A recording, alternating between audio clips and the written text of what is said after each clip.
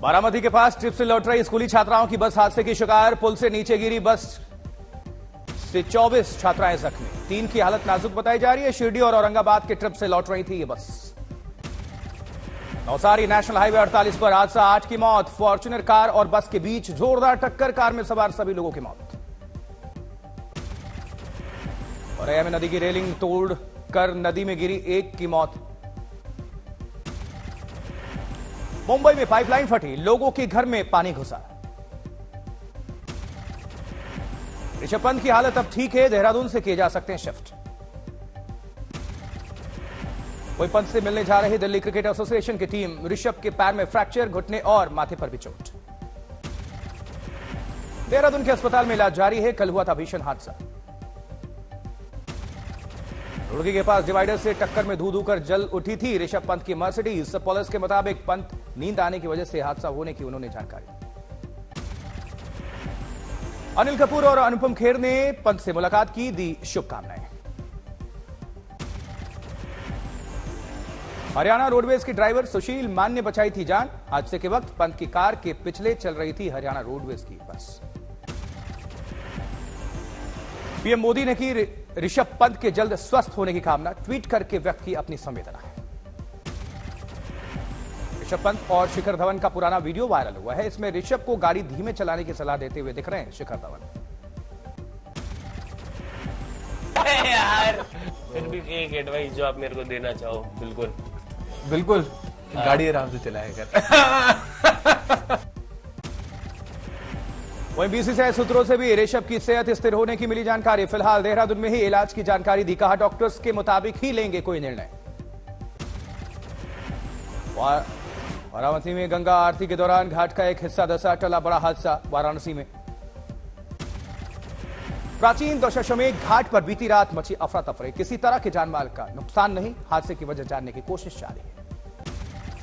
उधर छपरा में नकली शराब कांड में मास्टरमाइंड दिल्ली से गिरफ्तार हुआ है, कई मौतें हुई थी।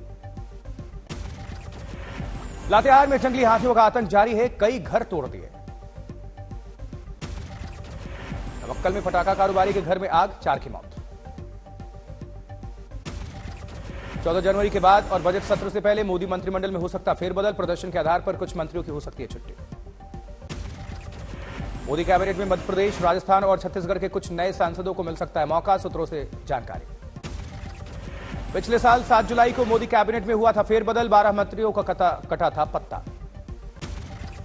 बीजेपी में संगठन स्तर पर भी हो सकता है बदलाव। 20 जनवरी को खत्म हो रहा है अध्यक्ष जेपी नड्डा का कार्यकाल। बीजेपी की राष्ट्रीय कार्यकारिणी की बैठक 20 जनवरी में होगी। अगले साल 9 राज्यों में विधानसभा चुनाव और 2024 में लोकसभा चुनाव पर मंथन। राहुल गांधी आज दोपहर 12:30 बजे दिल्ली स्थित कांग्रेस मुख्यालय में करेंगे प्रेस कॉन्फ्रेंस। 7 सितंबर को भारत जोड़ो यात्रा शुरू करने के बाद 9वीं बार मीडिया से मुखातिब होंगे राहुल। मध्य प्रदेश के पूर्व सीएम और कांग्रेस नेता कमलनाथ का बयान, 2024 के चुनाव में राहुल गांधी होंगे विपक्ष का चेहरा, प्रधानमंत्री पद के लिए होंगे साझा उम्मीदवार। कमलनाथ का बयान, राहुल गांधी सत्ता के लिए नहीं देश की जनता की भलाई के लिए कर रहे हैं राजनीति। आज सुबह 11:30 बजे प्रधानमंत्री मोदी से मिलेंगे छत्तीसगढ़ के मुख्यमंत्री भूपेश बघेल। छत्तीसगढ़ के लिए विकास परियोजनाओं का मुद्दा उठाएंगे। गृह मंत्री अमित शाह के कर्नाटक दौरे का आज आखिरी दिन, 2 दिवसीय कर्नाटक दौरे पर थे अमित शाह। अमित शाह ने कर्नाटक दौरे के दौरान कांग्रेस पर लगाया आरोप, कहा सत्ता में रहते कांग्रेस ने पीएफआई सदस्यों के खिलाफ केस वापस लिए, लेकिन मोदी सरकार ने पीएफआई पर लगाया प्रतिबंध।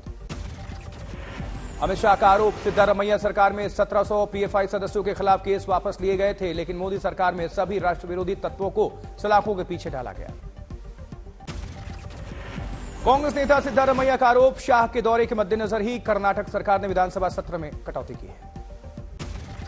कांग्रेस प्रवक्ता रणदीप सुरजेवाला ने शाह से किया सवाल, बीजेपी की 1.5 लाख करोड़ की सुजलाम योजना का क्या हुआ, जिसके तहत सभी सिंचाई परियोजनाओं को साल 2023 तक पूरा किया जाना था।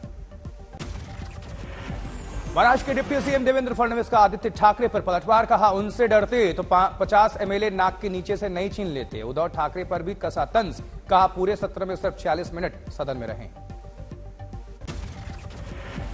साल 2022 का आज आखिरी दिन है। नए साल 2023 की पूर्व संध्या पर राजधानी दिल्ली में सुरक्षा अलर्ट, साझा जांच के लिए 1850 कर्मियों और अतिरिक्त कर्मचारियों की तैनाती हुई है। वहीं राजधानी दिल्ली में कुल 16,000 से भी ज्यादा पुलिसकर्मियों की तैनाती है। इनमें 2500 से ज्यादा महिला पुलिसकर्मी शामिल हैं। शराब पीकर गाड़ी चलाने वालों को लेकर दिल्ली पुलिस सख्त। 125 बिंदुओं की पहचान कर ऐसे लोगों की होगी जांच। रूट डायवर्जन पर भी विचार। 2 साल बाद बिना कोरोना प्रोटोकॉल नए साल के जश्न को तैयार है देश, लेकिन सरकार ने सावधानी बरतने की नसीहत दी है। चीन समेत विदेशों में बढ़ते कोरोना ग्राफ का हवाला है। नए साल के मद्देनजर मुंबई में भी सुरक्षा का हाई अलर्ट। 11,500 से अधिक सुरक्षा कर्मियों की तैनाती। मुंबई में 10,000 पुलिस कांस्टेबल्स, 1,500 अधिकारी, 25 पुलिस उपायुक्त और 7 अतिरिक्त पुलिस आयुक्त की तैनाती। 46 आरपीएफ प्लाटून और 15 क्यूआरटी दस्ते भी रेडी हैं। मुंबई में आज दोपहर 2 बजे के बाद गेटवे ऑफ इंडिया से नहीं चलेगी कोई नाव। ड्रंक एंड ड्राइविंग पर खासा सख्ती। उत्तर प्रदेश पुलिस ने न्यू ईयर इवेंट को लेकर जारी किया निर्देश। महत्वपूर्ण चौराहों, शॉपिंग मॉल, घाट और पिकनिक स्पॉट पर पर्याप्त संख्या में पुलिस बल की होगी तैनाती। उधर मथुरा में श्री कृष्ण जन्मभूमि विवाद के बीच नए साल को लेकर सुरक्षा सख्त। भीड़ नहीं जुटने देने की बरती जा रही सावधानी। नए साल के जश्न के मद्देनजर पहाड़ों पर बड़ी सैलानियों की भीड़। मनाली, शिमला, मसूरी, नैनीताल में बरती जा रही है सावधानी। 2 दिनों के वेस्टर्न डिस्टर्बेंस से मिली राहत के बाद आज फिर उत्तर भारत में कड़ाके की ठंड रहेगी। न्यूनतम तापमान में गिरावट का अनुमान। 4 डिग्री सेल्सियस तक लुढ़केगा पारा। दिल्ली में कई राज्यों में रहेगा शीतलहर का प्रकोप। दिल्ली समेत नए साल में सर्दी के सितम से होगा सामना। कश्मीर समेत पहाड़ी इलाकों में जोरदार बर्फबारी का अनुमान है। कई जगहों पर माइनस में जा सकता है टेम्परेचर। नए साल पर वैष्णो देवी में तीर्थ यात्रियों की भारी भीड़। मंदिर में किए जा रहे हैं कई उपाय। तीर्थयात्रियों की कतारें लगी हैं। वैष्णो देवी श्राइन बोर्ड ने कोविड-19 दिशा निर्देशों का सख्ती से पालन करने को कहा है। नए साल के जश्न को लेकर कुल्लू में बड़ी सैलानियों की भीड़। जाम का दिखा मंजर। मनाली में भी सैलानियों की भीड़ से खचाखच भरा बाजार। गर्म कपड़ों की बिक्री बढ़ चुकी है। वहीं शिमला पर बढ़ा सैलानियों का बोझ। हर दिन 3,000 वाहन शिमला में हो रहे हैं दाखिल। कसौली का खूबसूरत नजारा देखने जुटे पर्यटक। ऊंची पहाड़ियों पर चमक रही बर्फ, नीचे जाम की आई नौबत। उधर उत्तराखंड में मशहूर स्कीइंग रिसॉर्ट औली हुआ पर्यटकों से गुलजार। रोपवे का लुत्फ उठाते दिखे सैलानी। हिमाचल के चंबा में जमकर बर्फबारी। हर तरफ बिछी सफेद बर्फ की चादर। सड़कों पर बर्फ की मोटी परत जमने से राहगीरों की भी परेशानी बढ़ी। मंडी में मूसलाधार बर्फबारी का दिखा नजारा। सैलानियों की मौज। रुई के फाहों जैसी आसमान से बरसी बर्फ। द्रास में जमकर बर्फबारी। सड़कों पर जमी बर्फ की मोटी परत। हर तरफ सफेद बर्फ की चादर ही चादर। दिल्ली में कड़ाके की ठंड। सुबह के पारे में भारी गिरावट। हमेशा की तरह नए साल के जश्न को तैयार दिखा गोवा। बड़ी संख्या में पहुंचे सैलानी बीच पर उठा रहे हैं लुत्फ। फिर दिल्ली, देश की राजधानी दिल्ली। जिम मालिक सरेआम गोली मारकर उसकी हत्या। पूर्वी दिल्ली के प्रीत विहार इलाके में एनर्जी जिम और स्पा सेंटर के मालिक महेंद्र अग्रवाल की हत्या। 3 बदमाशों ने दफ्तर में घुसकर गोली मार दी महेंद्र अग्रवाल को। पहलगाम में आतंकवादी का घर किया गया जमींदोज। लीवर इलाके में था यह मकान। हिजबुल के कमांडर पर सख्ती। पीओके में चला गया था, वहीं से चला रहा था आतंकी गतिविधियां। लखीमपुर खीरी में ट्यूशन से लौट रहे छात्रों के 2 गुट आपस में भिड़ गए। वीडियो सोशल मीडिया पर वायरल है। प्रधानमंत्री मोदी की मां हीराबा के निधन पर भावुक दिखे मशहूर शायर मुनव्वर राना। कहा, शायर की जुबान में यही कहूंगा, अब हमारी मां नहीं रही। बोले, मोदी जी भी सोचते होंगे इस बार जब घर गए थे तो 2 घंटे ज्यादा रुक जाते तो अच्छा होता।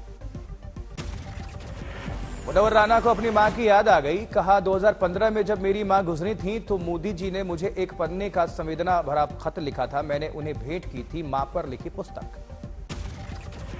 पीएम की मां के निधन पर अमेरिकी राष्ट्रपति जो बाइडेन ने जताया शोक। कहा, मेरी गहरी संवेदनाएं, मुश्किल वक्त में मेरी प्रार्थना मोदी के साथ। राजस्थान के बारा में घर के कलेश से तंग बुजुर्ग का अजीब कदम। पोते को साथ लेकर टंकी पर चढ़ गए।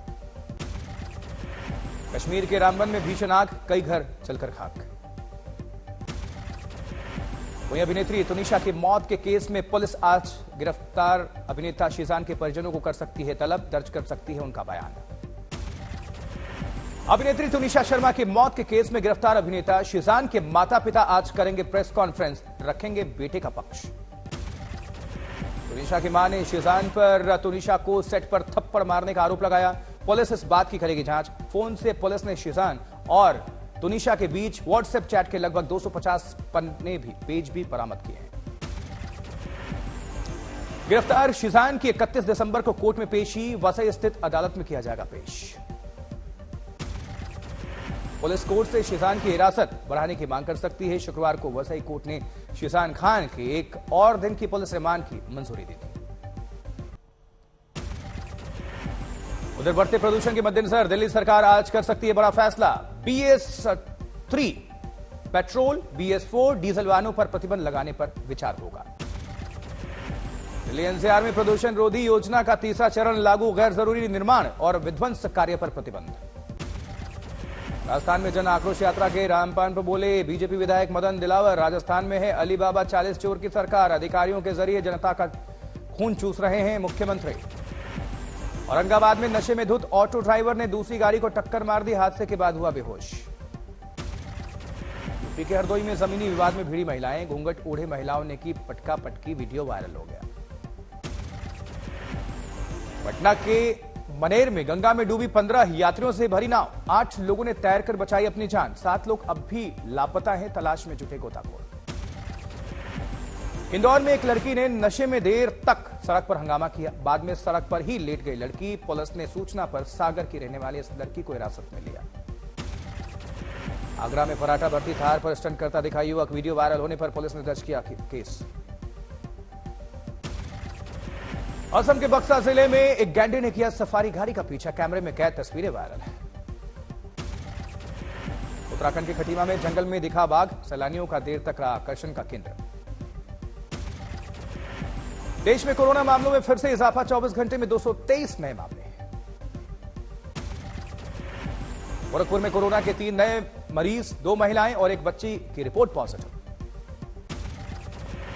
चीन, जापान समेत 6 देशों से भारत आने वालों के लिए 1 जनवरी से RT-PCR नेगेटिव रिपोर्ट अनिवार्य।